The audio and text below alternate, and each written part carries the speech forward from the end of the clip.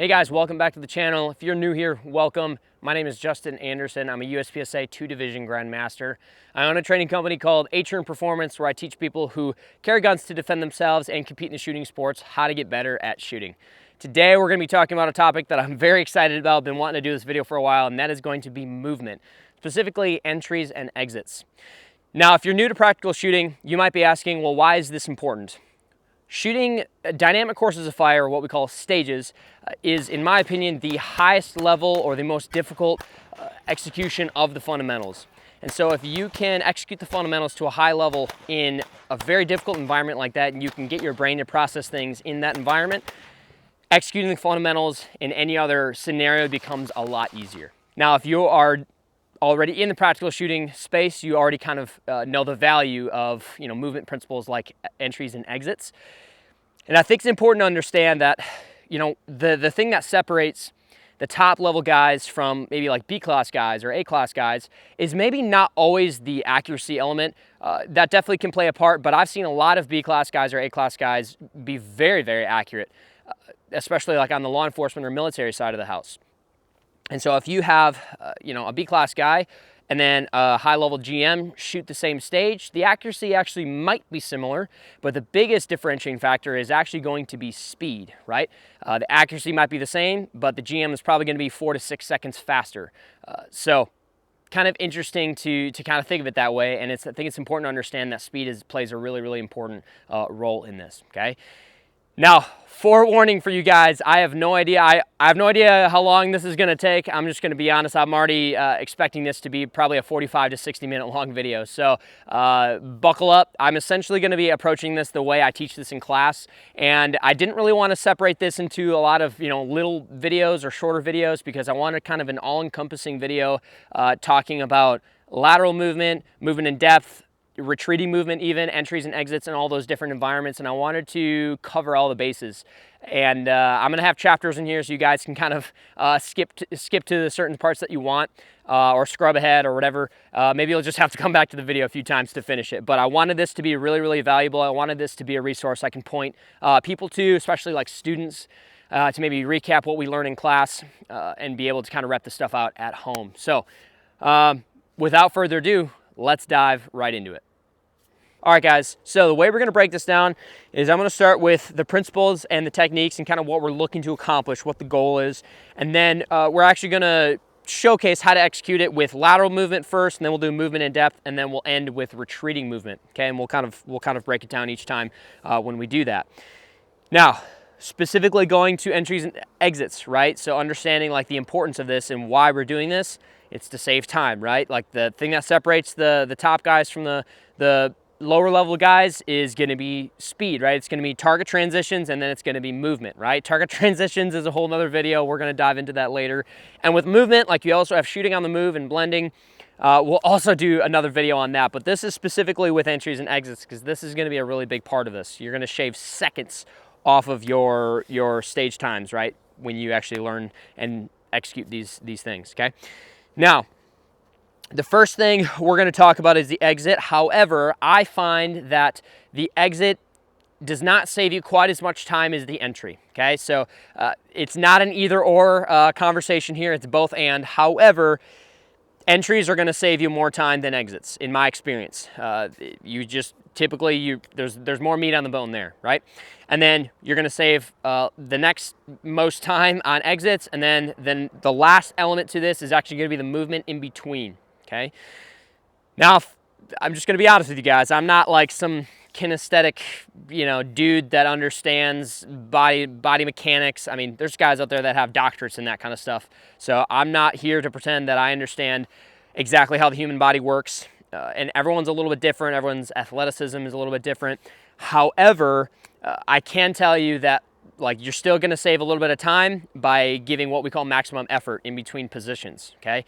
We're going to talk about that when we actually get to it, but maximum effort is not to be prioritized over technique, right? Technique is going to be the first and foremost most important thing, because if you start doing maximum effort and moving as hard as you can, the technique usually goes out the window if you don't have a really solid foundation. So it's important to understand that the maximum effort, actually like moving really, really hard and giving it all you got, is the final element to add to all of this. It's similar to like my AIWB draw video where I talk about, hey, speed is actually not the answer, efficiency is, right? And I demo like a 1.5 second draw going at that speed, right? When a lot of people are like trying to go really fast and they still get the same time, right? But actual hand speed is how we get down to like the sub-second mark. Well, maximum effort moving in between positions is a very similar thing. We are going to shave the most time off of the technique of the entry and the exit, but then once we have that feeling pretty good, you gotta move like you mean it, right? I cannot tell you how many people I still see, even to a somewhat high level, that when I watch them, you know, shoot through a stage, it looks like they're just kind of lollygagging. So we want to make sure that we're moving, and that, you know, by the end of the stage, no matter how fit or athletic you are, you're almost out of breath. That's essentially the way I break it down. But we're gonna talk about that later. All right. So the first thing we're gonna talk about is the exit. Okay. Now, what is the goal of a good exit, right? What makes a good exit? A good exit is where we have our feet and our stance set up in a way that allows us to leave in any given direction quickly, efficiently, and naturally, and also where we can leave as soon as possible while still maintaining an acceptable level of accuracy, okay? So how do we actually execute that? Well, the first thing we need to be thinking about before we actually start talking about like our legs and our feet and our footwork, the very first thing is going to be just simply leaving as soon as possible, right? So shot calling is gonna play a big role in this, right? If you are standing here, right, and let's just say I have to move to this side, right? I got to move to the left. If I draw my gun and I fire a round, or maybe 2 rounds, right? 2 shots on the target, bang, bang, and it takes me a minute to shot call, or maybe just look at the target to see where my bullets are, which is not proper shot calling. If I have to like do that, I'm going to stand there and get a third sight picture that I don't need, looking at the target. Hey, did I do a good job? Yes, I did. Okay, now I'm going to leave, right? You're wasting a lot of time by doing that, right? You have to be able to execute shot calling really well in order to leave as soon as possible, right? And I even still struggle with this sometimes, where I'll be shooting, I go bang, bang, and I'm like, oh no, that snapshot of that, you know, that dot on that target, it looked bad, but I did not process it fast enough, so now I gotta come back and shoot it, right? Which is definitely not a good thing, right? You're gonna lose a lot of time doing that. So we don't want to do that. We want to make sure that when we get our sights on target, our grip is set exactly where we want it to, and we're calling good shots, and then leaving as soon as that second shot, you know, lifts. As soon as we call our shot and, you know, our dot lifts from hopefully the center of the target. Okay. Any time that you're spending standing in the position after you've sent that bullet out of the barrel into the target is wasted time, right? Any millisecond that you're standing there is wasted time.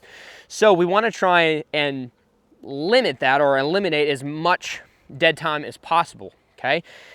Now, this is where we start getting into like either a static exit or a leaning exit, okay? So if we're going to do a static exit, which is the safest way to exit, we could simply go, okay, 2 shots on target, bang, bang. As soon as I call a good shot on the second shot, bang, I just simply leave, right? I'm not actually starting to jumpstart my movement as I'm sending the second shot, right? We're going to talk about that in just a sec here, right? So for me personally, I find myself doing a lot of static exits these days, just because it is the safest way to do it. It is not the fastest. I assure you, it is not the fastest way to do it, but it is definitely the safest, right? There are definitely circumstances where I will do a leaning exit, but I do find myself doing a static exit quite often. So a static exit, right? Once again, recapping, bang, bang. As soon as that second shot breaks, I'm just simply stepping out, right? So kind of going into the leaning exit side of this, right? So leaning exit, there's 2 different ways to actually do a leaning exit. And if you watched my 3-step entry video, you'll kind of be maybe somewhat familiar with some of this terminology and how we break this down. We have our leading leg, which is the leg that is leading towards the direction that we're moving. And then we have our trailing leg, which is trailing behind. So when we're doing a leaning exit, we can choose to exit either with our leading leg or with our trailing leg, okay? Now, for a static exit, in my opinion, there is very rarely a good reason to exit with your trailing leg, okay? If you're not doing a leaning exit, in my opinion, going bang, bang, and then your first step out being your trailing leg, it makes zero sense to me, and I highly advise against it. If there's someone that has a good reason for it, go ahead and send it down in the comments below, because I'd love to hear it. But I have yet to find a good reason to do that, right? If I'm gonna do a static exit, I always wanna be leaving with my leading leg, right? So maybe you guys have heard JJ use the term lead foot pivot, right? So my leading foot is pivoting towards the direction of travel, right? And I'm starting to now open my hips to the direction of travel, right? And it's the simple way to break it down, guys, is literally just step. It's just a step. That's all it is. Step. Okay? You'd be amazed at what people start doing when they have a gun in their hands and they're trying to be fast and they're exiting, right? There's all kinds of funky stuff that I've seen, okay? All right, so diving into the leaning exit more. So we have two options. We can either do a leaning exit with our leading leg, right, like that, or we can do a leaning exit with our trailing leg, what some people would call a crossover exit. I'm personally not as much of a fan of the crossover exit, okay? Just simply because if you're doing a leaning crossover exit with your trailing leg, it's much more risky because you're completely committing to the movement and you're banking everything on the fact that you send a good shot, which may happen like on an easy target, and that may be worth doing on an easy target, but you know, I would say, I don't know, maybe 50% of the time, maybe even less, are we ever like exiting on a super easy target, right? Maybe it's 50%, I don't know, something like that. But I think the leaning crossover exit is faster. It is objectively faster. However, it is much more risky because you're completely committing to the movement. Once again, like this is not, I'm essentially trying to demonstrate this as though I'm in the fault lines here and then this is outside of the fault line. So this isn't like bar hop or anything like that where I'm shooting on both sides, right? I'm actually trying to simulate what you would see in a match, right? Or in a stage. So for the leading crossover exit, once again, like I said, I think it is a lot faster, but it's much more risky because you're completely committing to the movement by crossing your legs and your hips over the fault line, and you're banking everything on the fact that you're gonna send a good shot. And on a really easy target, babe, you could probably do that, right? I know I've done that before where, hey, if I know it's a really easy target, bang, bang, and then I can go, right? However, maybe only 50% of the time, I don't know, maybe it's more than that, but like 50% of the time, we're only ever exiting on a really easy target, right? A lot of times we're exiting on a hard target. And if I'm exiting on a difficult target, I'm absolutely not going to do a leaning crossover exit because it's just too risky. And it is even still risky on an easy target, because what if I go alpha delta, oh, and then you got to come back, right? You just lost 2 seconds.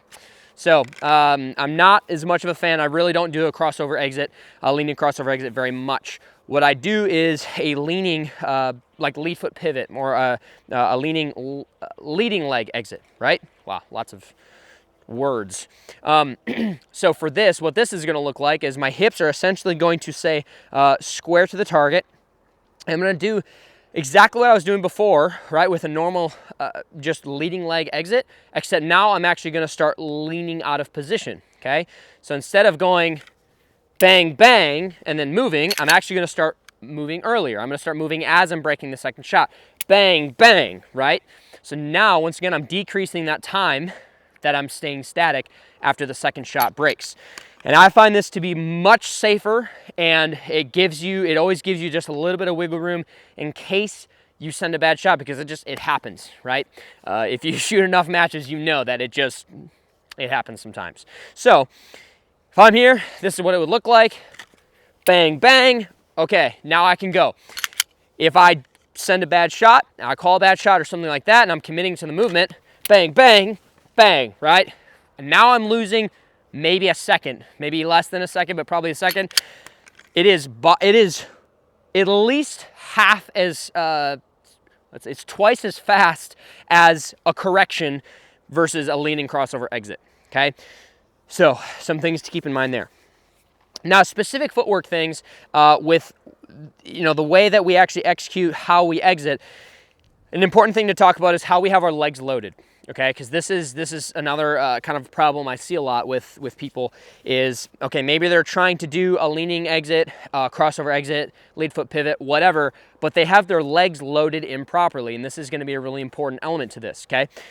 If I am going to be, traveling this direction, right, to the left, I really want to try and stay away from loading either leg and more loading evenly between both legs, right?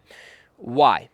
Well, simply for me, the way I think about it is I want to have the best shooting stance I can, right? Stance is not the most important thing, but it is important. I want to have a good stance and a good structure behind the gun because that's what helps me with my recoil management as well as being able to, allow me to exit in any given direction. And I want to have kind of my same stance for everything. I don't want to necessarily have a bunch of different stances, different legs loading for certain things. Like I kind of want to have my legs loaded. And the reason being is because if I'm going to, lead with my leading leg, that means I'm going to be pushing off with my trailing leg. Okay, so the biggest thing that we really want to stay away from is loading the trailing leg, loading the leg that you're pushing off from, unless you're forced to from like a wall, right? If let's just say if I'm in the fault lines here and I have to start like this because I have a lean and then I'm exiting here or whatever, okay, that's fine. You have to do that. But if I'm just simply exiting from a position right here, I definitely do not want to load this leg because now because there's so much weight on that leg, it takes a lot more effort to actually launch off and it's just not as fast. Loading your leading leg is not as much of a big deal because if I'm loading this leg here, I can push off because I can like transfer my weight, but that weight transfer does take some time, right? It may not be very long, but it does take some time and I just don't prefer that.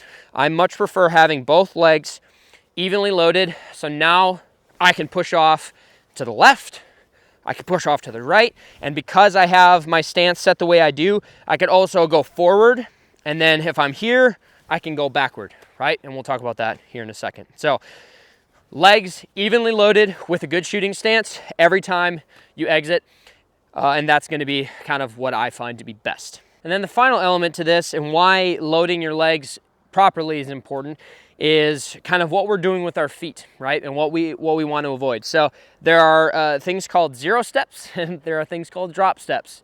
Those are two things that we kind of want to try and avoid if we can. Now I used to feel very, very strongly about this.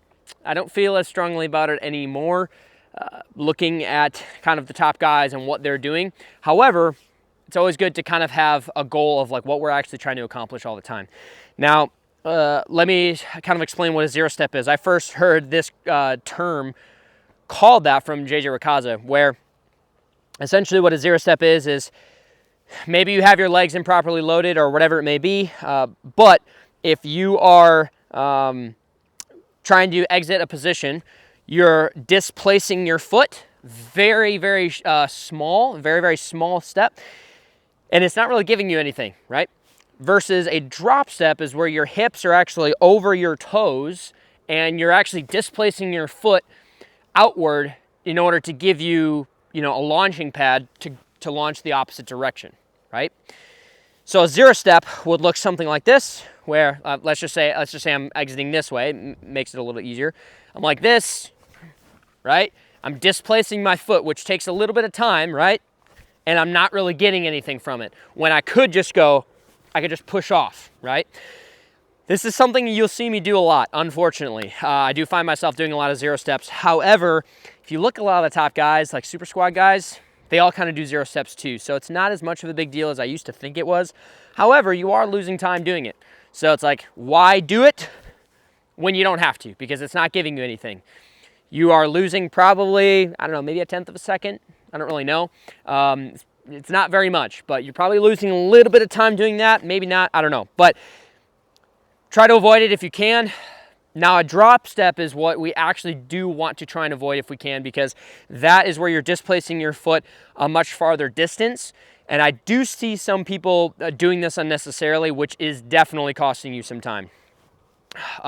This is definitely going to be closer to like that quarter second to half second realm, which is starting to become significant, right? The only time that I'm never gonna really want to drop step, once again, is when my hips are my hips and my knee are over my toes, right? In this case, like, hey, okay, my knee is over my toes at this point. My hips, the left side of my hip is already kind of oriented over my toe. My left leg is so loaded that, and the only other alternative is to go, right? Is to lower your body weight and then kind of get your center of gravity shifted over to the other side and then push off, right? Which I don't find to be as good. What I find to be better is if you have your knees and your hips over your toes, okay, I can displace my foot, do a drop step, and go to the other side. But where a drop step is not helpful is, let's just say I'm like this, and I do that, right? Or maybe if I'm moving, if I'm going to be moving in depth, and I'm like this, and then I go, right? I'm doing a much bigger step and displacing my foot a very large distance in order to give me that launching power, but it's not really necessary, okay? All right, I think that's all I got on exits. Like I said, guys, it's gonna be a long video, but I'm gonna turn the camera over here to this 2-position drill that we have, and we're gonna see what this looks like with the timer. All right, guys, so we've got a nice 2-position exercise set up here. And I really like to use barrels for this just because it's a vision barrier, and this usually replicates something you see a little bit more often in like a stage at a match or something like that. You definitely still see some that don't have vision barriers. It's just like box to box or something like that, but I prefer to add vision barriers. It's a little bit more challenging, but if you don't have access to these, I mean, you can, if you don't have barrels, you can even just use like a target stand or something, right? But if you just want to like practice this in isolation, you totally can just use 2 sticks or 2 shooting boxes or whatever. No biggie there. Now, I've got 2 targets set up here. I'm just going to shoot 1 round on each, moving from position to position. And I'm going to really hold myself to alphas. Might throw a Charlie or 2, but like I'm going to really try to hold myself to alphas to keep the accuracy baseline consistent. Now, I'm not going to worry about the entry quite yet. We're going to talk about the entry here in a little bit. But I am going to just simply do a couple different exits and see what our split time is.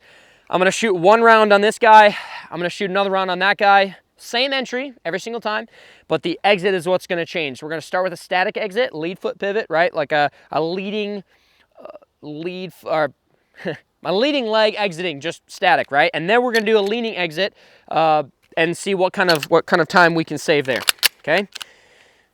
Whew, it's cold, guys. It's like 30 degrees right now. But, okay, here we go.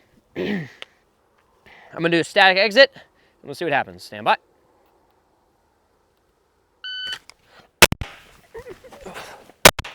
All right, good alpha hits. The split time on that was a 183. So that guy, that number right there, 183. Okay, that was a static exit.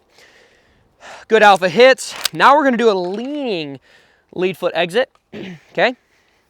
And we're going to see if that can save us any time here. Stand by.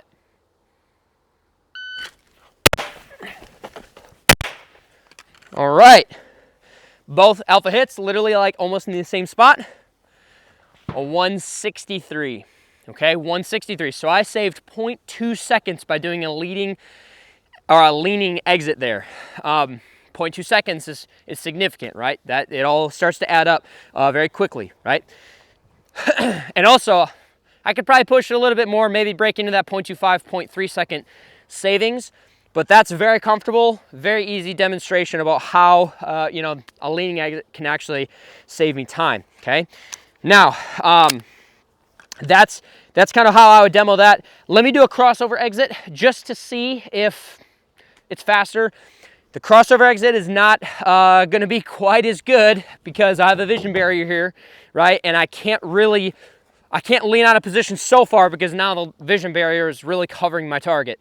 So the leaning crossover exit is a little bit more beneficial if you don't really have a vision barrier here. Now these targets are at like 7 yards, so this maybe would be a good opportunity to do a leaning crossover exit. However, we're going to see if that gets us any savings. All right, let's see. See if I can not mess this up here. Now, here we go. Stand by. Okay, did a different entry there. That's funny. Wasn't expecting that. That was a 160. Okay, so little bit faster, right? 300ths of a second. My entry was a little weird there. I still have alpha hits, but starting to get a little crazy. Once again, the accuracy, because you're crossing your legs, which crossing your legs and kind of starting to mute your hips away from the targets, you're going to sacrifice accuracy at some point, in my opinion, which is a huge reason why I'm just not really as much of a fan of the leaning crossover exit. I still held alphas, but the alphas are definitely not super great. So, all right, now before we talk about drop steps, I want to talk about the movement a little bit. And I'm jumping ahead a little bit here, but I want to talk about this because it's important.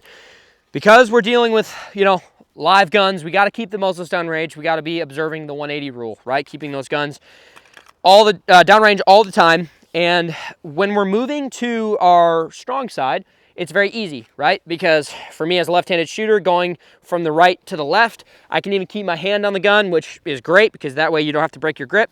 And the muzzle stays downrange very easily. However, going to my weak side is where it starts to get tricky, right? So I'm gonna face uprange here. If I'm gonna go to my weak side, where a lot of people get into trouble is maybe they don't break their grip and they do this. And now their muzzle just broke the 180 and you just got disqualified or DQ'd, right, at a match. So we wanna make sure that we are disconnecting our support hand from the gun and kind of moving the gun down a little bit, right? If you keep the gun up, like your tendency or, the natural tendency is to want to just kind of move your arms and your hands, right? When we run, we want to move our arms and our hands, but we have to keep our dominant hand pointing down range. Now, you don't have to keep it straight like this, exaggerated. If that helps you at first, then fine. But typically what I'd recommend is dropping the gun low, right? Because you're going to be moving low anyways. And when you keep it low, it just kind of helps. It helps you keep a little bit more control of it, in my experience. So if you go low with it, and you can kind of see him kind of turning the gun like 90 degrees. And then as I come into position, then I can start my entry, right? We'll talk about entries here in a little bit. It's very safe, right? Me as a left-handed shooter, shooting a lot of right-handed stages, I've gotten a lot of experience doing this. It is possible to do this with both hands on the gun, but it's a lot more difficult. And I don't recommend it if you're new to this. And if you do practice it, right, you need to definitely do this dry at home. But the best way to do this is to tuck your dominant elbow into your body, and you need to cant the gun 90 degrees to the other side, right? 90 degrees going this way, good. If I'm keeping my hand on the gun, 90 degrees the other way, right? And you can see I'm canting my support elbow up, and it creates this motion that allows me to kind of torque my upper body towards the direction of travel, but keep the muzzle downrange, very exaggerated downrange, right? You have to think of the 180 as, green, orange, and then red, right? We never want to be even close to red, and a lot of times, you kind of want to even stay away from orange if you can, right? So for this method, if I keep my muzzle downrange like this, okay, I keep my grip on the gun, and I'm never even getting close to the orange line of the 180, right? Like that. And that is definitely an option, okay? Okay, let's talk about drop steps. All right, so with drop steps, I'm gonna start on this side, okay? And this is actually perfect because I have to do a little bit of a lean here. Let's just say it's gonna be kind of weird. Well, let me think. Yeah, it's gonna be weird doing this exercise like this, but I'm gonna start off on a lean like this, and then I'm just gonna force myself to cross over the stick to shoot that. It's kind of weird, but it still works. All right, so from here, I'm gonna demonstrate what it would look like to not do a drop step, and then what it would look like to do a drop step, and we'll see if the time is different, okay? All right, so the first one I'm gonna do is no drop step. I'm gonna load this leg, nice good lean. Okay, here we go. Stand by.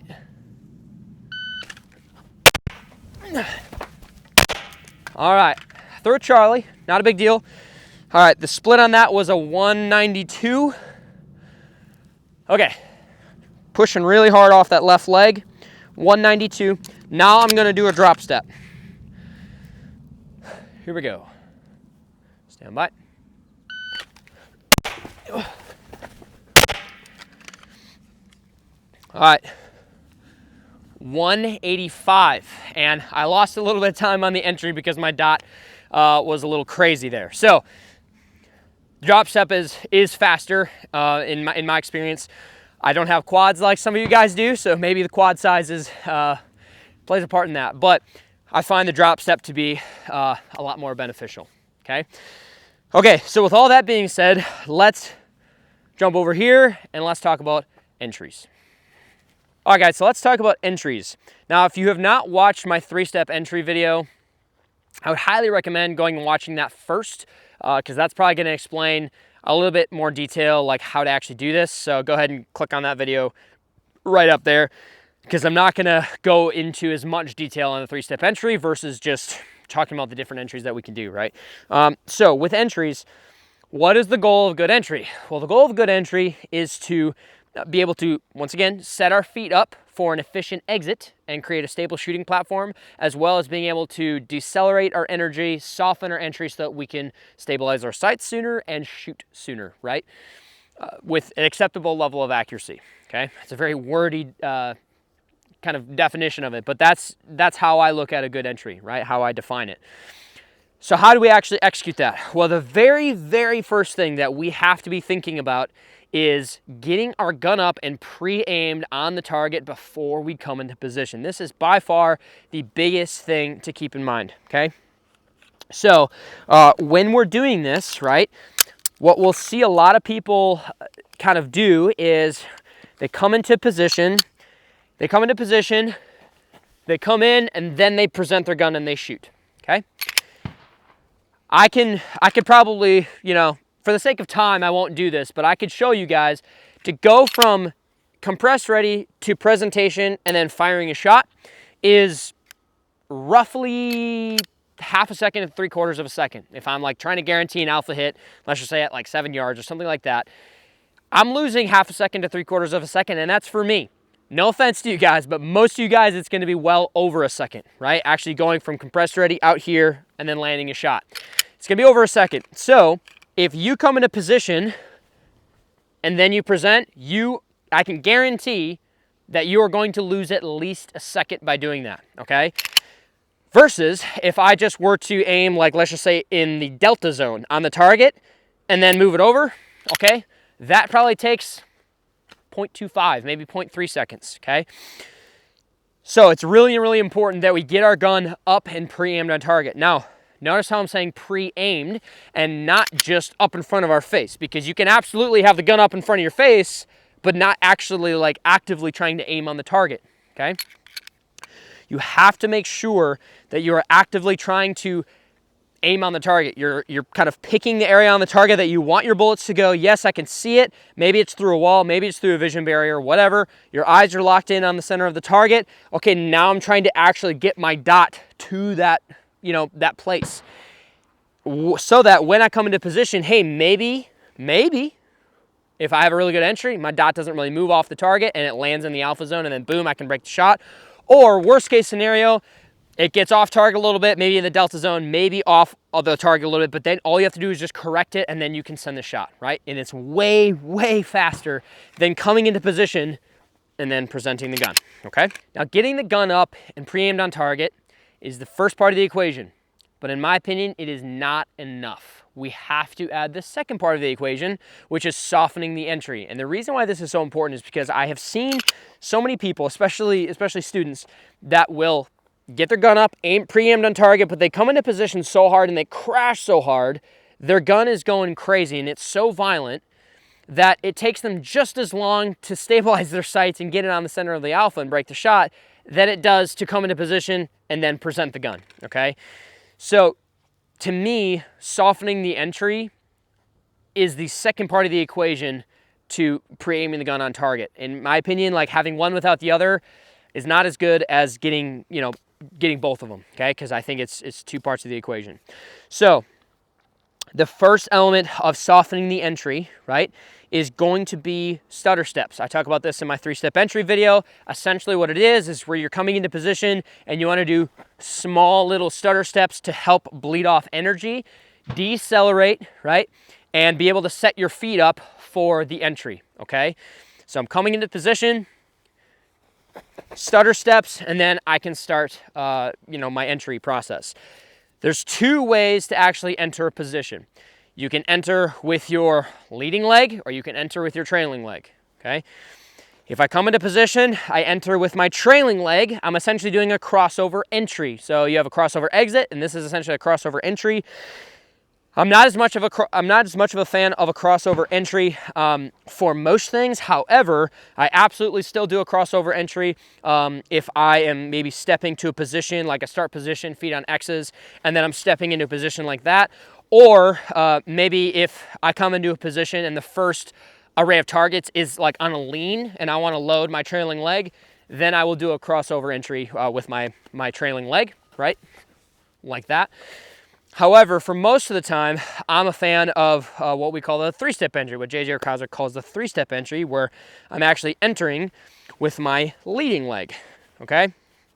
So, decelerating movement, the proper way to do a three-step entry is to stomp with the trailing leg, start orienting my foot towards the target, which starts opening up my hips towards the target, reach with my leading leg, and now my hips are completely oriented towards the target. The only last part of the equation is just getting our foot into the shooting area so we can shoot. Versus the crossover entry, right?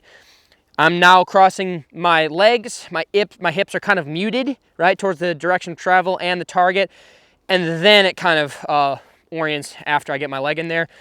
If you watch my three-step entry video, you'll notice that the time differences, because I've practiced both of them a lot, they're not that different, but I much prefer the three-step entry because I land a lot softer. It's just kind of what I've practiced the most, okay?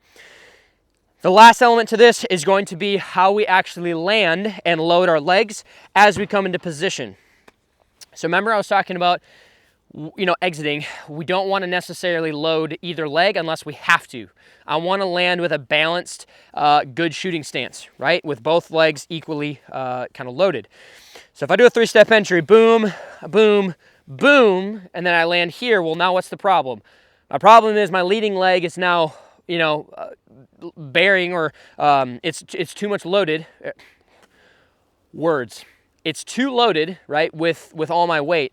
And yes, you can shoot like this, but it's like as soon as you start introducing another variable to your shooting stance or your structure or whatever, well, how does that affect your gun? How does that affect your sights? And it absolutely can. It may not be much, but it can, right? So if I have no lean or anything I'm trying to do, like I said, I come into position on a lean because of a wall or a vision barrier or whatever, if I'm just coming into a shooting box, I want to try and enter with both legs loaded. And hey, look at that. That's essentially what a good shooting stance is for me. My feet are wider than my shoulders, and typically I like to have one foot, my dominant foot behind. In this case, it's not, but it's not a big deal if it's not, right? The perfect way to enter would be like this, right, where I have my left foot, but I usually don't do that. So to recap, stutter step, bleed off energy, decelerate, stomp, reach, step, both legs equally loaded. Now I can shoot. So with all that being said, let's test this on the two-position exercise. Now, if you watch my three-step entry video, you'll see, once again, I tested both these things, but I'll do the same thing in this video just to kind of showcase kind of what's happening here. But before we do that, let's actually, I'm gonna make the exit the same, but I want to try different entries. So what I want to do is I want to try entering in with my gun retracted and then presenting, right? And we'll see what that time is. And then we'll see what actually pre-aiming the gun does for us, okay? All right. Now for this, to actually kind of eliminate a variable for the exit, I'm not even going to shoot on that. I'm just going to move and then shoot one round. And that way we can just look at the total time here, okay? I'm going to do just a static exit, and I'm going to start off with my gun retracted, kind of compressed ready, presenting, alpha hit, and we'll see what that time is. All right, here we go.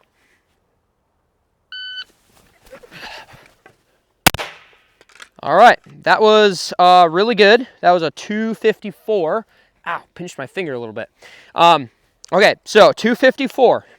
Not bad, nice good alpha hit. Guaranteed that hit. All right, let's see what time we get if we actually pre-aim the gun on target. Stand by. All right, alpha hit again, 204, right? So half a second saved, right? Once again, for me, like I can present my gun pretty quickly on target, and but for most people, it's gonna be about a second savings there. But half a second for me, which is great. All right, now what I'm gonna do is I'm going to do a crossover entry here with my trailing leg, and we're gonna see what that time is, and then we'll do a leading leg entry via the 3-step entry, and we'll see what time that is. Here we go. Stand by.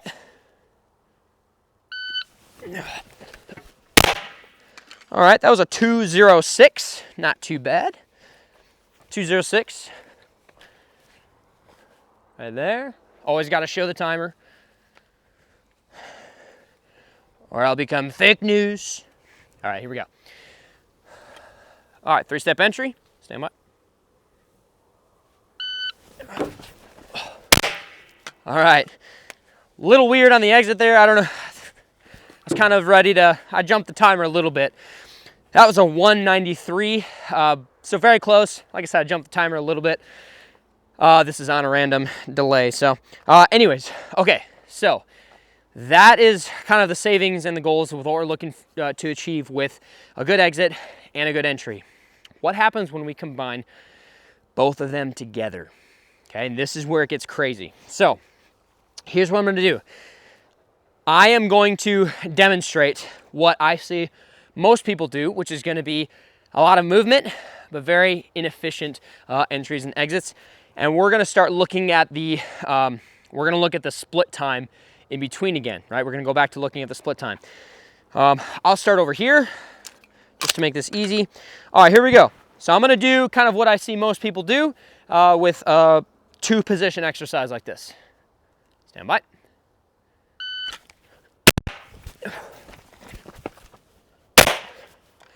All right, so movement split there, 291, okay, 291 movement split. Now, check this out. I'm gonna walk it. I'm actually gonna walk this little movement here. My holster screws loose here. I'm just gonna walk it, but I'm gonna take advantage of like a little bit of a leaning exit and then shooting as soon as I, having my gun pre-aimed on target and shooting as soon as I clear that vision barrier. And we're gonna see what the movement split is here, okay? All right, here we go. Stand by.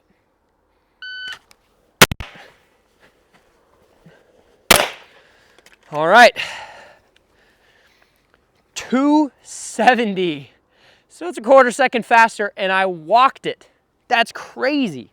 That's crazy. So very, very good example here of just how important a good exit and a good entry is, okay?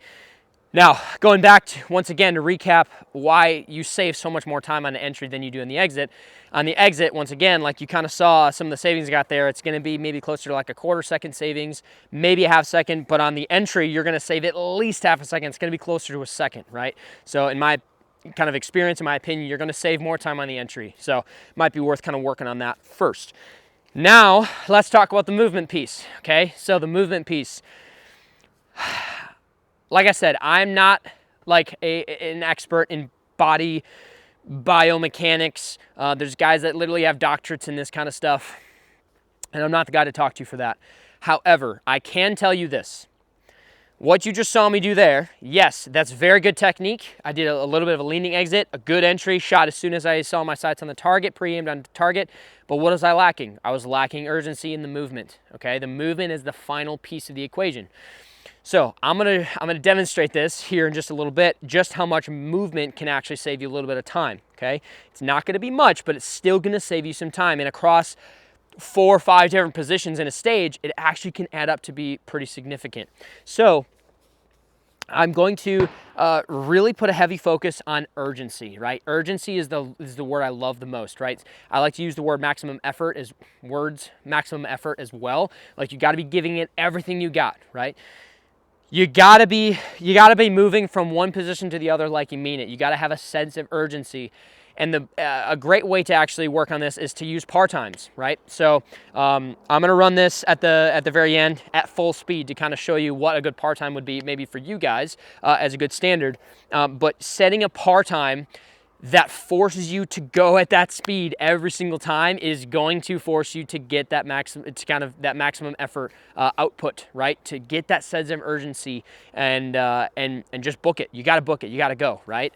I tell people all the time where I'll be like, hey man, like, why are you going so slow? Like, you just look like you're lollygagging, and it just looks like you're just kind of meandering through the stage, and you gotta look like you're going fast. You gotta have a sense of urgency. Now, once again, to reiterate, it's not more important than the technique. The technique is most important, but that's the final element to it. It's just like adding hand speed to the draw, right? Yes, I can get a fast draw doing that. Very good technique, but why would I want to do that? I need to go fast, right? Okay, so I'm gonna demo this now. Having kind of a decent pace, but definitely not like a very good sense of urgency, but still good technique with the entries and exits. And then we're gonna look at what we can get when we're going and putting everything together. Here we go, stand by.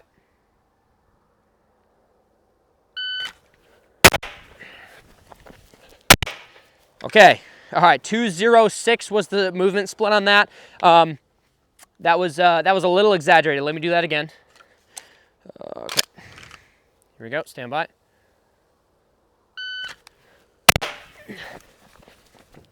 All right, 205, so about the same thing, okay? 205 was the split on that. Now, I'm going to add in as much effort as I can in between these two, right? While still keeping all of the technique exactly where I want it to, and then we're gonna see what kind of times we can get overall. So now we can look at the split time, and then we can actually look at the overall time, maybe give you guys kind of a goal to shoot for, okay? Do tack mag here because I am tactical. All right, all right, here we go. Stand by.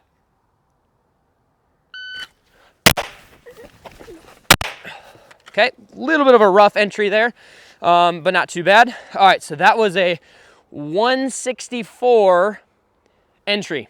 I'm sorry, movement split. Total time on that was a 257.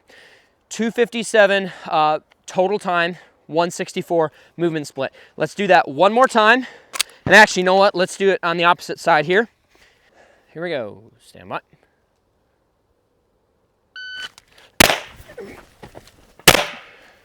All right, 252, so very, very similar time. The split on that was a 167. So that's kind of the goal with kind of what we're doing with a two-position exercise like this, because that's kind of the par time that you really should be setting for yourself, is probably around 2.5 to maybe 2.75 or something like that. So with all this being said, let's move this to now movement in depth. All right, so now we have two positions set up here for movement in depth. Now, because I already kind of explained how we should be executing a good exit and a good entry, I'm not going to go through those as in depth now, because you guys understand, hopefully by now, that like we kind of know what the goal is. So how do we actually apply that in, you know, a movement in depth, situation? So I'm going to do a static exit. I have a stick here at like 15 yards or so, and then a stick at like 7. So it's like, an 8-yard movement or whatever. And I'm going to do a static exit first, right? To essentially just guarantee an alpha hit, and then make sure that my gun is up and on target as I enter the position. Now, what I'll demonstrate here, once again, is something that I usually see people do with a movement like this, and we're gonna break down the split times just like we did with the kind of the lateral exercise there, okay? All right, here we go. So, I have a nice clean target here. You guys probably can't see it, but you're just gonna have to trust me. Okay, so this is typically what I see people kind of do with this kind of a drill. I'm gonna start on this stick, and then I have to shoot in front of the next stick. Here we go, stand by.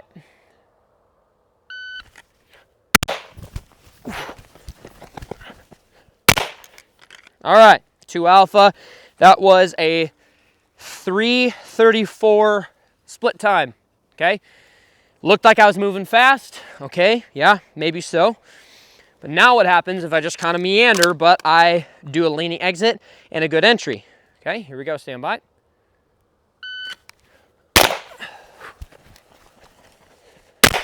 All right. Definitely meandering, but that was a 2:88 split time. Way faster, like 3/4 of a second faster, if my math is correct. But huge gains there, right? And that's with me just meandering. So you can see I did kind of a leaning exit, still got an alpha hit, which is good, but then the entry is where I saved a lot of that time, okay? So now let's add in, you know, a lot of movement here, but I'm gonna do a static exit now. So I'm gonna do a static exit, but with a good entry, just to make sure that like I'm keeping it consistent, right? And we'll see what a static exit is, because now we're at a 15 yards on an open target. Yes, I can definitely lean out on that and get an alpha hit. Like it's usually not a problem, but it's starting to enter that territory of risk, like a difficult target where it's like, eesh, you know, throw a no shoot on that or hard cover partial or back it out another 10 yards. I'm probably not going to do much of a leaning exit on that, like at a match or something like that, because I want to really try and get my alphas, right? So this is starting to kind of enter that territory a little bit. I can still do a leaning exit, but for the sake of experimenting, we're going to do a static exit here. Now notice how I have my feet set up in a little bit more of an advantageous position to go forward. However, like I could totally shoot like this all day long. Like this is still very close to a good, you know, shooting stance for me.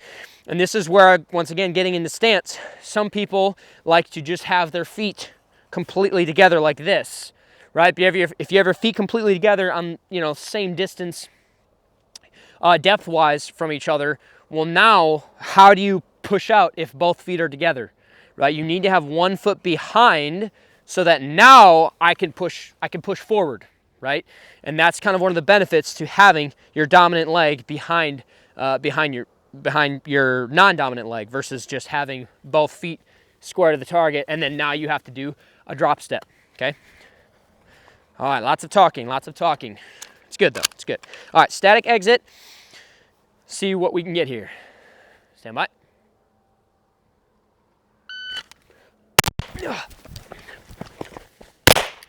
All right, that was almost a leaning exit. I admit, I was so tempted because my dot's right there. All right, that is a 2:48 split, 2:48 split. Now let's do a leaning exit, full leaning exit. I still got all alphas on the target. They're kind of spread out, but they're all alphas. Now let's do a leaning exit, see if we can beat the 2:48. Stand by. Oh. All right. Sure enough, 2:25. So I saved about a quarter second doing a leaning exit. Now it was a Charlie. So that's where it's kind of funny, right? It's a give and take, right? Are you taking the risk of, you know, throwing a Charlie, maybe a Delta, right? What's the reward, right? Position like that, once again, I have it at 15 yards and 7 yards. That was a 3:32 total time. So if you're setting this up for yourself, right, holding yourself to like an alpha standard, set the par time to like 3.5 or something like that, maybe 3.3, and see what you need to do, right, in order to actually achieve that par time. Your target might look messy, it's fine, right? It's okay to fail in training. You need to fail in training, but you also need to know what it feels like to go at like a GM level pace, right? For an exercise like this, okay? I'm trying to think I'm missing anything, but I don't think I am. Movement in depth, in my opinion, is like the easiest one because your dot is not disturbed very much left and right. It's more so just, you know, kind of up and down. And I find that doing the movement in depth is a lot easier than lateral movement, okay? All right, with all that being said, let's dive into retreating movements. All right, guys, so now we get to the final element of this, which is retreating movement. Retreating movement is tough because it's just the most inefficient movement by definition, by nature, right? And I try to avoid it if I can, but a lot of times if you have a stage that has retreating movement, like you can't really get around it. If the not objectively, but if the best stage plan for you is to do a retreating movement, then you should do that, right? You really should not change your stage plan to fit a deficiency you have, but rather just spend time on getting better at the thing, right? Rather than avoiding it. So with retreating movement, you have two things to keep in mind, right? Which direction we're going, right? And kind of what we need to do with our feet in order to make it as efficient as we can, right? This is kind of a poop sandwich, right? But there is a good way to do this. Now, when it comes to the exit, let's talk about the exit first. If we're actually, before we even talk about exit, let's talk about the safety aspect of this, right? Because now we're dealing with the 180, right? And we're starting to deal with muzzles going up range or whatever. If you are going to your dominant side, right? So for me as a right-handed shooter, left-handed shooter, if I'm going up range and to the left, I want to get the muzzle kind of over my shoulder and high like this. And the reason I say high is because if you have it like this, you might accidentally flag your shoulder, or if you're running, you might flag your arm. I've seen a guy get DQ'd for that at a major one time. So that's not great. We want to try and avoid that if at all possible. Typically, I still find it better to disconnect my support hand just to get my hand high, and I can kind of pump, my arm or whatever. And then as I come into position, I can actually start building my grip, right? I can start building my grip, and my grip is maybe 50 to 75% of the way there. And then as I come into position, I can actually start presenting the gun. So if you have an option for retreating movement, I really try to kind of go to my dominant side because it is faster and it is more efficient. Because you can build your grip sooner and get aiming the gun sooner, right? Because you can't really pre-aim that well on retreating movement. But if you're going to your dominant side, you actually can a little bit, okay? If you're going to your non-dominant side, this is something that I kind of prefer to do if it's a big movement. And the reason for that is because it completely opens up my body, right? It opens up my body to be able to kind of run kind of freely and not have to worry about the gun. Because if I'm like this, I'm kind of like, don't flag my shoulder. I'm kind of doing it, right? And it's a little more awkward for me. Even though the entry is way more efficient, the movement is not quite as comfortable for me, okay? It's not quite as natural. Now, when you are going and you're retreating to your non-dominant side, right? So for me, that's back into my right. For right-handed shooters, it'd be back into your left. There's a very key element to this. You have to invert the gun, right? If you invert the gun that way and you bend your elbow, you can keep the gun down range and kind of at the ground while keeping your body in a very natural and neutral position. The alternative to this is this. And then you start seeing this action, right? It's really bad. We definitely don't want to do that. You're gonna lose a lot of time doing that. And it's also that hurts my shoulder. So, yeah, we want to avoid that as much as possible. So the best way to do that is to invert the gun completely and bend your elbow. And that way, now I can free myself up to move very efficiently. And then as soon as I come back up range, right, and I'm starting to turn my body, well, now my shoulder is the pivot point to come back up and I can build my grip, okay? So I'm coming up range, spinning the gun, building my grip, and then kind of doing it that way, okay? Okay, let's talk about the exit. If I know I'm going to be going up range, right, I want to try and set my feet up for an efficient exit, right? If I have my feet like this, well, it's kind of hard to see my feet in the frame here. If I have my feet like this, is this the optimal position if I have to go backwards? The answer is no, definitely not. Because if I'm here, I have to reposition my feet in some way to actually, start that backward movement. So if I'm going to my non-dominant side, I'll actually kind of start opening up my hips a little bit more to the direction I'm going. And then here, I still have to keep my shoulders and everything down range.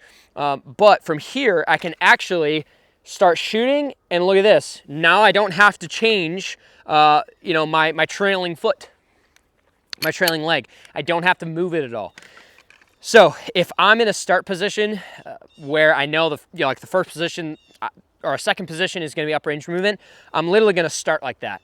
Unless it's like toes touching X's or something like that. If it's toes touching X's, beep, I'm going to move my leg behind like that so that I can start moving backward, okay?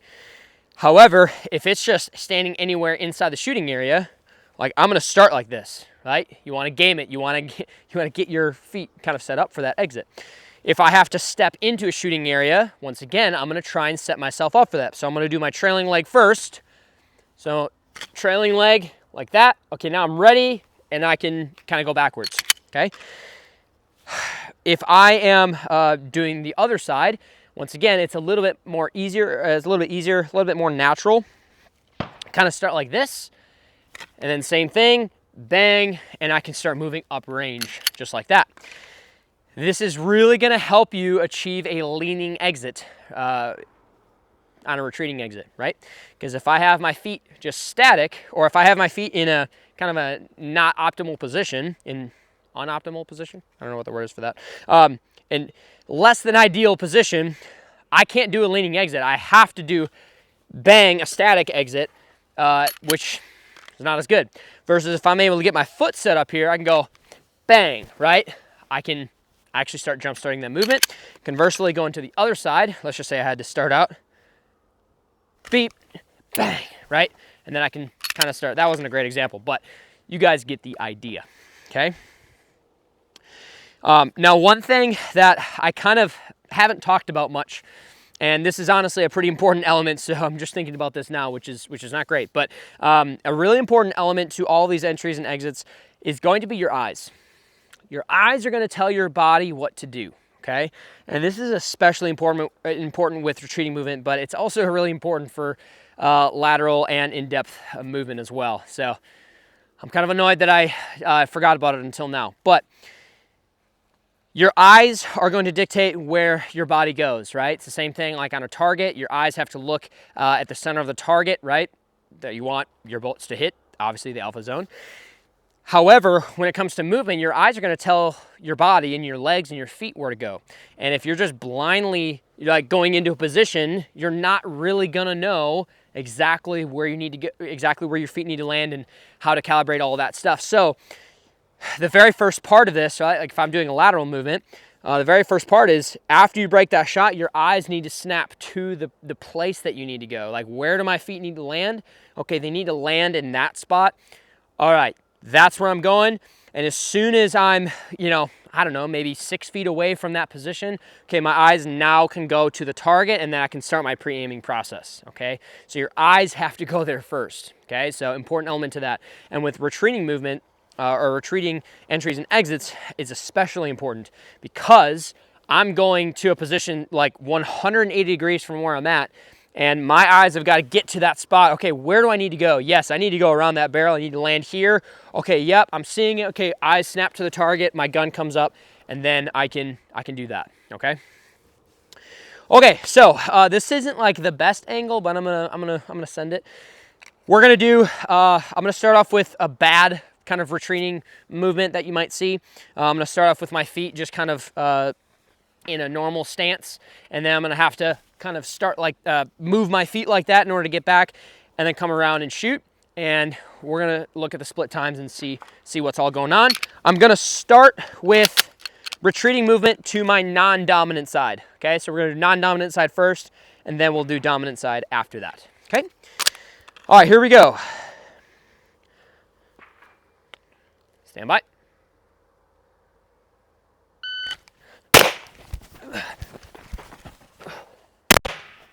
All right.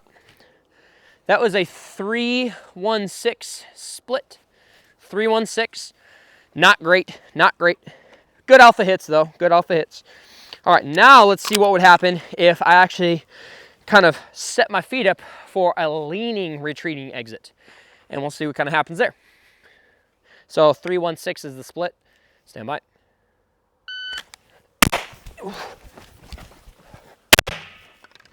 All right. Woo! That's a 250. 250. So I just shaved 0.66 seconds. That's almost 3/4 of a second, or over half a second, by doing that leaning exit like that, right? So huge, huge gains there to be had. Unfortunately, the entry, there's not a lot of meat, right, to be taken off the bone here, other than just putting a lot of conscious effort into building your grip as soon as possible, right? If I come into position like this, and then I'm kind of taking a long time to build my grip, it's not a good place to be, right? Now, as far as what my feet are doing, once again, I'm trying to decelerate. You can see I'm pitter-pattering, and to me, stutter stepping is super, super important. Let me move this barrel forward here so you can see. But stutter stepping into a retreating position is very, very important because it's so awkward, right? So if I stutter step, my very first step that I want to be thinking about is similar to a normal 3-step entry, right? Although I usually don't have any fault lines to kind of worry about, I want to make sure that my first step is starting to kind of, my first step is going to be my leading leg kind of planting so that I can actually get my other leg around, okay? So it's almost like a 180 3-step entry, okay? So it's like a stutter step, plant. Obviously, like from here, I'm not pointing towards the target, but I'm close, right? It's a plant, reach, step, right? And there, I'm set up kind of how I want to be. Let me show that again. So I'm coming into position, stutter step, plant, reach, step.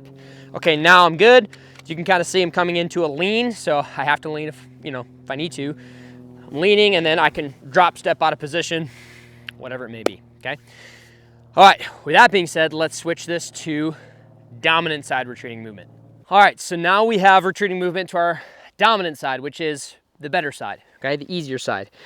Now, another thing that I kind of forgot to talk about here, I'm forgetting all kinds of stuff, but another thing that I kind of forgot to talk about is offset from the barrel, right? This is especially true with the lateral movement piece.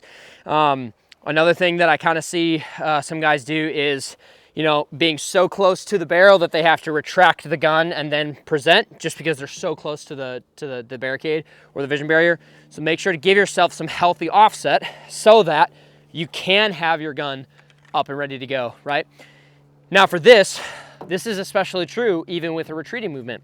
So as I'm coming back around, right, if I come and hug this barrel really tight, I cannot present my gun until I'm already seeing the target. And if I see the target and my gun's not presented, we got some problems, right? We're losing time. So with this, once again, the advantage of this movement is that I can actually build my grip very, very soon, and then I can come into position with my grip already kind of built, and I can start pre-aiming a little bit earlier. Now, the 3-step entry that I was just talking about is very, very similar in this kind of use case as well. So as I'm coming into position, same thing. What would be my leading leg? Well, I guess it's kind of opposite how you determine leading leg. I mean, if you're going up range and it's that way, it would kind of be your leading leg, but you're stepping. If you're going up range, if you're lefty like me, which you're probably not, but if you're lefty like me, you're going up range to the left side, it'd be your right leg stepping, right, to start orienting opening up your hips to that direction. It'd be step, reach, spin, and then kind of finishing off that step at the very end, okay? All right, so we're gonna do another demo here. Kind of showing you a bad exit and a bad entry. Well, yeah, we'll do a bad exit and a bad entry, and we'll see what the movement split is, okay? Got these targets a little bit closer, like 5 yards, whatever. No big deal there. All right, here we go. Stand by.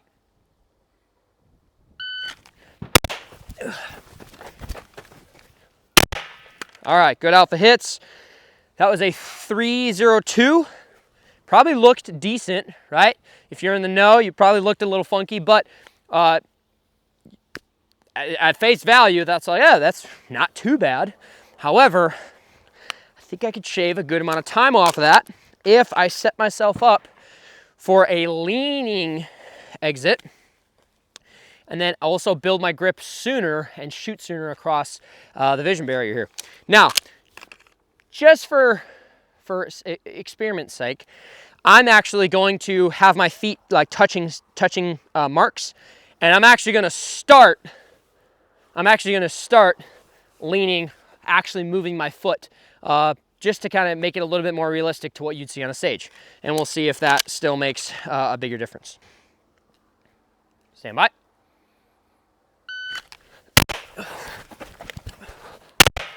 All right. So what was the other one? It was like 302, right? 223. So 3/4 of a second, right? Pretty good savings there, okay? One final thing that I still forgot to talk about. Wow, that makes 3 big things I forgot to talk about this video. For those of you who stay till the end, you're getting all the good stuff. You know what? That's how I'm gonna justify it. I saved all the really, really good nuggets here for the end, for those of you who watched till the end. The final element of this with entries and exits is also staying low, right, as you come into position. You can kind of see something that I'm guilty of. I still do it a lot. I'm 6'1", relatively tall, and if I'm starting here and then I go to a movement and I drop low, right, me dropping is costing me a little bit of time. And then also me coming into position and then standing up is also costing me a little bit of time. However, I don't believe that that is necessarily, once again, a very huge deal. And that is because of a young man by the name of Brantley Merriam. Brantley Merriam is literally like top 3 best shooters in the country. And if you watch him shoot, he is very upright, very tall. He drops, comes into position, stands up straight, drops, comes into position, stands up straight all the time. Even other like good shooters like Nathan Barnes, trying to think. There's a lot of other really good shooters that do that, and doesn't really cost them very much, right? Is it objectively costing you a little bit of time? Maybe, but right, what's the priority here? What's gonna give us the biggest gains? So something to keep in mind there. It's something that I'm kind of always trying to do. It's something that I think Christian Seiler does really, really well. Christian Seiler is the best shooter in the country, maybe the best shooter in the world. That's going to get some spicy comments. But yeah, both him and even Eric Raffel. Now, Eric Raffel is very small, short, I should say. He's not small, but he's much shorter than I. But both him and Christian are very low, like all the time, right? They're going, they come into position, and they stay low. And I think that definitely does help them because, once again, it's just kind of the most efficient way to do things. So, guys, I think that's all I got. I'm so curious to know what this video length is going to be. I think it's going to be my longest video to date. But hopefully that was valuable for you guys. I tried to cover pretty much everything I know about entries and exits. You're probably not going to hear me teach much more than this in the class. I'm here to give away free information for you guys. If you want to learn this stuff from me in person, please come train with me, atrium-performance.com. I'm adding new classes. I know the website probably looks a little bare right now just because I'm getting all my 2026 classes scheduled, but those are going to be going live here very soon. I'm going to be doing classes kind of all across the country, and you guys can hop in on those. So if you want to support me monetarily, you enjoy this kind of content, and you want to come train with me, definitely do that. It's a win-win because you're going to get a lot of value. I'm going to save you a bunch of money in your shooting journey because training with me, you're going to learn things that are probably going to take you a lot longer to learn on your own. So I'm going to shortcut that time for you. But yeah, if you guys enjoy this kind of content and this was helpful for you, please, I'd appreciate you guys subscribing, liking, commenting, sharing, all of the things, right? It is just my YouTuber duty to say that, but it really does help out when you guys support in that way.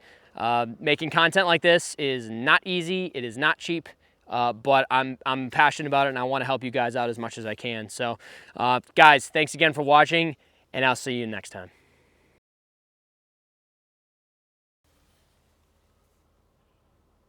You still here? All right, I got one final nugget for you guys. That is going to be adding reloads. Reloads, what do you do if you have to reload, right? Problem, not a problem, right? So when we're doing reloads, I always like to kind of prioritize getting the load done as soon as I can, right? If I am gonna be stepping out of a position, right? Bang, I wanna try and get my load done as soon as possible, right? So that I can prioritize the entry. Once again, going back to, what what gives you the most time savings, and it's gonna be the entry. So I wanna try and get the load done so that I can commit to the movement. If I'm fiddling with my gun and a reload during my movement, it is going to slow my movement down. I feel very kind of strongly about that. I've seen that so many times where if I'm fiddling with my gun, I am not putting all of my conscious effort and maximum effort into moving as fast and as hard as I can, because I'm trying to like get my load done, right? So I want to try and get my load done in like the first step or two if I can, okay? And if I just keep missing with it, okay, you know, missing or whatever, okay, I might just jump ship and just run, get to the position, and then finish the load 2-3 steps before the entry so that I can still get a good entry, so I can still salvage it. It's like a backup plan. It's insurance, right? Where it gets tricky is when you're going from you know, your strong side to your weak side. Obviously, you want to still get it done, but you got to be careful not to break the 180 on that. Maybe I'll make a specific video on that, but I still want to try and get the load done as soon as possible so I can prioritize the entry. However, on retreating movements, I typically save the load for the end if it is going to my non-dominant side. If it's going to my non-dominant side, the best way to do this, let's see. Best way to do this is bang, drop the mag, grab your next mag. Okay, now I'm ready. I'm ready to finish the load. As soon as I come into position, okay, then I finish the load and then I can do it. But if I am going to my dominant side, well, hey, guess what? I can actually finish the load on the way back. So yeah, so that's kind of how I do reloads. I kind of try to prioritize getting the gun loaded up with the bullets. Everything's good to go there. Then I can prioritize getting a good entry, which is where I'm going to get the most time savings. All right, that's all I got.